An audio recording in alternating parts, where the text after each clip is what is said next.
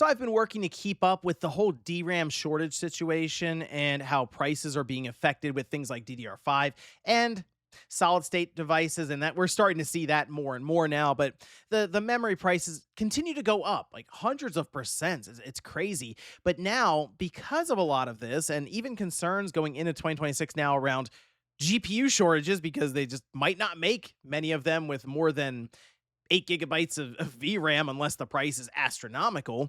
It does make me wonder more and more about the future of gaming and how much control is going to be left for the gamer. And I will say, from my perspective, as someone who likes having physical games, who likes having physical consoles and an actual PC and hardware, it does make me a little concerned about how that's going to shake out when that's not really available anymore. And is that a future? Well, it's something that some analysts have been calling for quite some time. Remember, every console generation could be the last. But you know what? Actually, things are starting to align more than I'd like to admit. But we're going to look at that here today. So if you guys enjoy the video, hit that like button and subscribe if you're new. And I've mentioned this before. I don't want this to necessarily be a like a sound the alarms, panic, it's all over kind of video. But man, it's tough when you see a lot of the headlines that continue to go around. And then you see a lot of the companies that are, yes, being rewarded for doing things like Micron removing themselves basically at this point from the consumer facing market with Crucial going away and selling just about exclusively or going all in on AI, being AI first for a lot of their customers and supply, but then turning in some pretty impressive revenue numbers that are currently being reported. But here's the thing. People are hoping that there will be more combatants entering the arena for memory, like be able to just create more of this stuff. Sure. But we can see here memory makers have no plans to increase RAM production despite crushing memory shortages. And this we've already covered this article before, but it does lead into the hope that Asus was going to apparently manufacture RAM. Like they're going to stand up factories. Well, not the case. There was, I think, one report that was going around that was kind of getting people excited that they could do that because if you put Asus next to SK Hynix, Samsung, and kind of Micron, you would have then more people selling RAM, and you'd hope the supply would go up and start to meet demand somewhat. Not the case, though. It got to the point with the story that was going around that Taiwanese state media outlet CNA had to go to the supposed actor for an answer. Asus, no. And they do kind of outline some of the reasons why, since, I mean, who knows what the market's going to look like in 2 or 3 years, which is about the time you figure it would take to get all the logistics set up to actually manufacture the RAM. I'm thinking of factories and the pipeline to be able to get this done.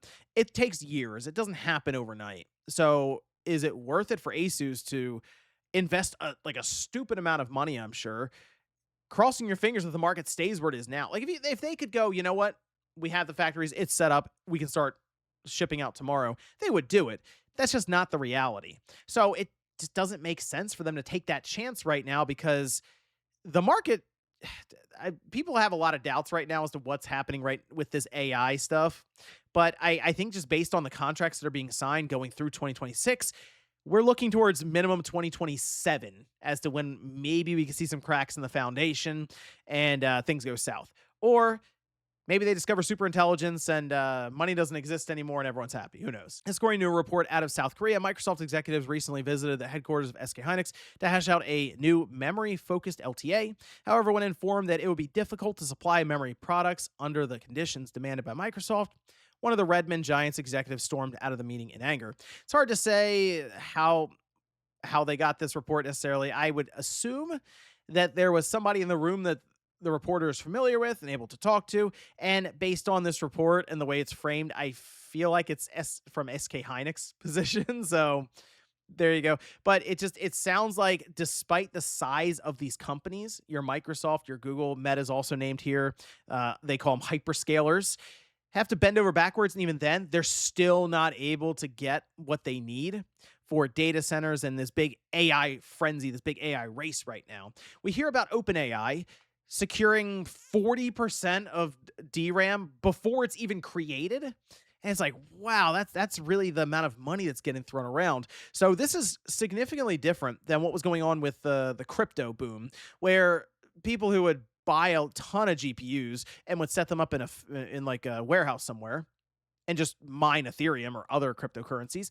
They were at least buying at the consumer level.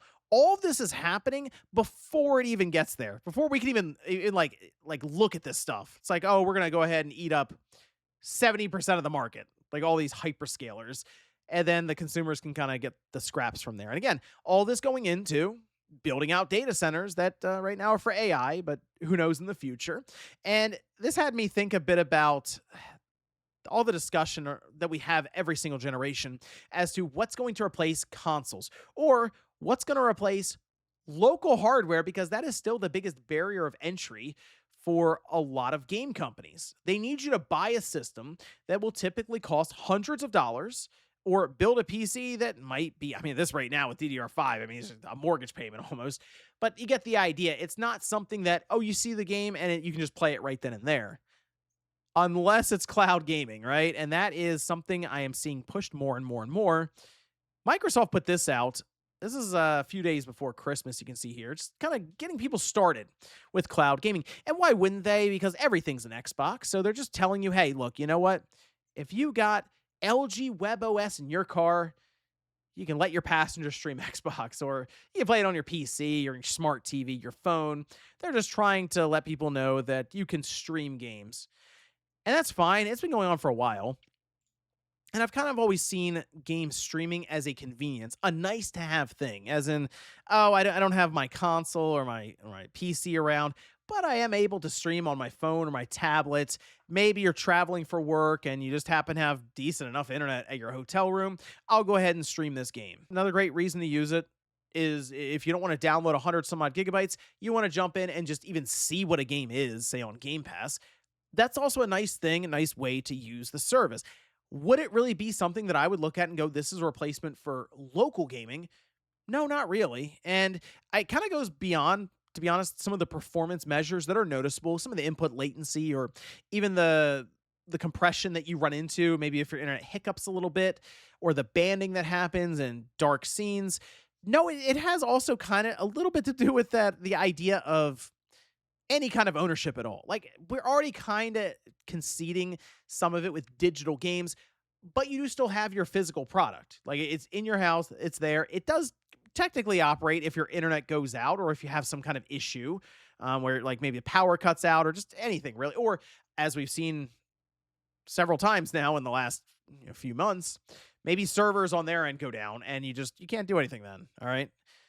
So, with that in mind, I'm seeing this, and then I'm seeing stuff happening with GeForce Now, which we also talked about this in Newswave, but to expand a little bit more, they went ahead, that being Nvidia, and they have now assigned a 100-hour limit per month for some of their tiers. Now, they already had that, but if you were previously signed up for GeForce Now with the old stipulations and contract where there was no limit on time, you were grandfathered in until January 1st, so next week. That'll then be applied to you as well. People, of course, over on Reddit, and you made Reddit mad when they start making charts, especially when it's somewhat color-coded. It's over. They are not happy with you. So they've gone ahead, and this is over on PC Master Race, and they've tried to kind of just piece together and figure out how much money it will cost over the course of 1 year, 5 years, 10 years, even that first month, because if you go over the 100-hour limit, you can then also give them more money to keep playing. It turns into kind of that pay-as-you-go. Back in the day, with cell phones, it's a long time ago. Or no, it was even just landlines, right? Was it Sprint? The thing with the pin that would drop down. Old people remember this. It was dollar for the first 20 minutes and then so much more after that, or something like that. Basically, you pay for the first 20 minutes. After that, for your phone call, you would just pay so much money per minute. And it's crazy to look back on that now.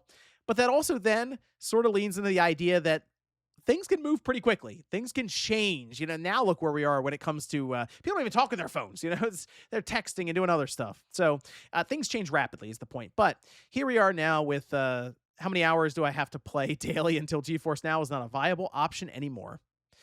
And they label some of the prices. If you want like a really nice PC, 3,500 to 4,500. That's with the 4090, all the bells and whistles.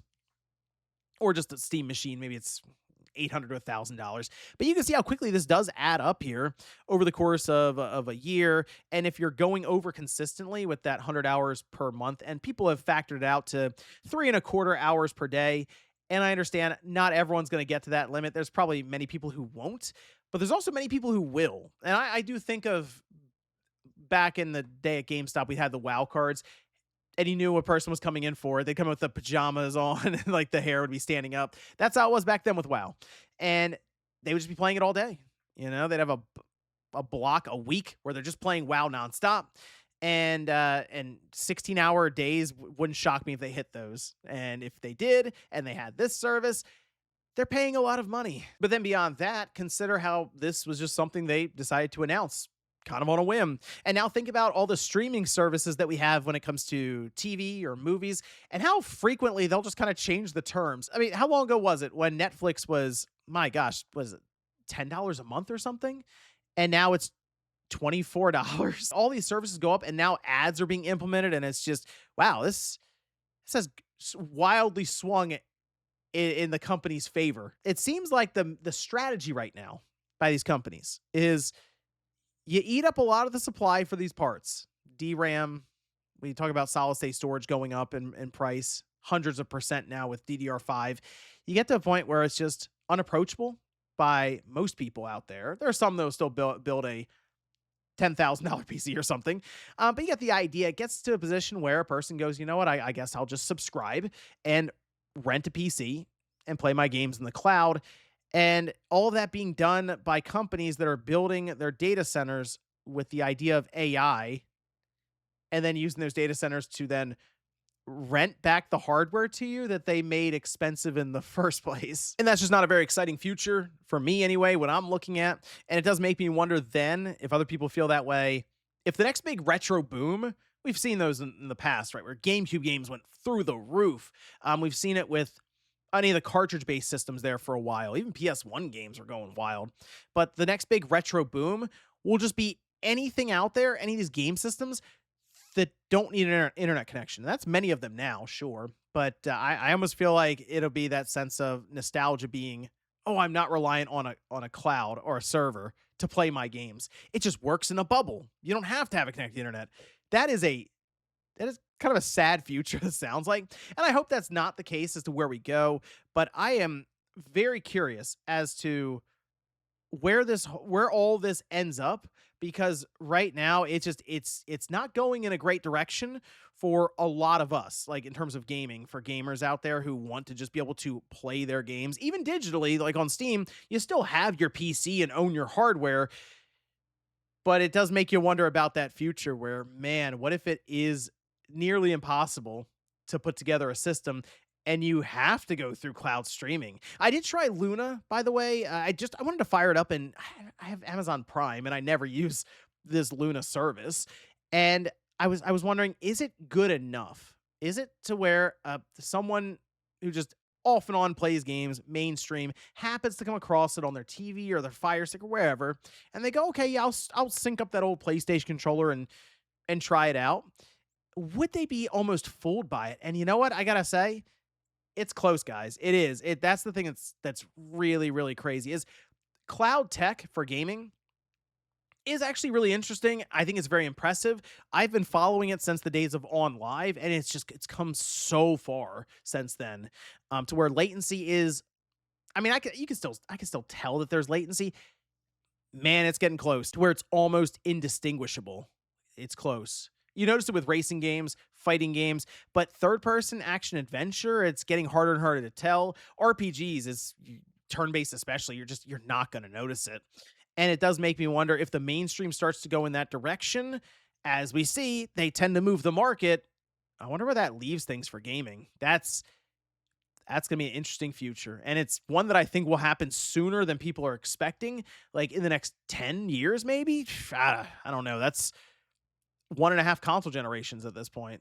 So is that something where Sony would weigh, say, the PlayStation 7 as, is this going to be cloud-based? I don't know. That sounds crazy, but let me know what you guys think about this one down below in the comments. Is this something you've also considered? Because it's been kind of picking at me here and there where I'm going, man, if we really get to a point where RAM and building PCs with GPUs becoming more scarce and consoles being $1,000 or more in the future, would people really turn to cloud gaming?